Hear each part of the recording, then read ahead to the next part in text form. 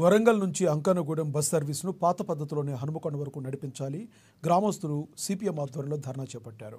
Warangal to Ankanagudem night out bus సర్వీసును పరకాల డిపోకు మార్చడం వల్ల ఏజెన్సీలోని 7 గ్రామాల ప్రజలు తీవ్రంగా ఇబ్బందులు గురవుతున్నారని ఆ గ్రామాల ప్రజలు ఆవేదన వ్యక్తం చేస్తున్నారు. అంకనగూడెం బస్ సర్వీసులను పాత పద్ధతిలోనే నడిపించాలని ఆర్టీసీ రీజనల్ మేనేజర్, డిపో మేనేజర్ను కోరుతూ రాయనిగూడెం బస్టాండ్ సెంటర్లో ధర్నా నిర్వహించారు.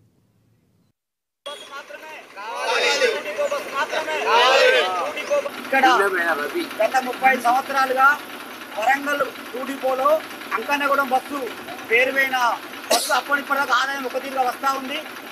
ఈ మధ్య కాలంలో డిపోలో చేంజ్ల వల్ల పరకాల డిపోకు చేర్చడం జరిగింది. మాకు 7 గ్రామ పంచాయతీల ప్రజలు రోజు 9 గంటల బస్సుకు హాస్పిటల్కి హన్మకొండ వరంగల్ పోతూ ఉంటారు. దాదాపు 7 గ్రామ పంచాయతీలు 70-60 మంది డైరెక్ట్ టికెట్ తీసుకొని పోతూ ఉంటారు. ఇప్పుడు పరకాల డిపో మారడం వల్ల ములుగుల దించి పరకాలు పోతూ ఉన్నారు. అట్లా మాకు ఇబ్బంది అవుతూ ఉంది. హన్మకొండ వచ్చేటోళ్ళు కూడా ఇబ్బంది అవుతూ ఉంది.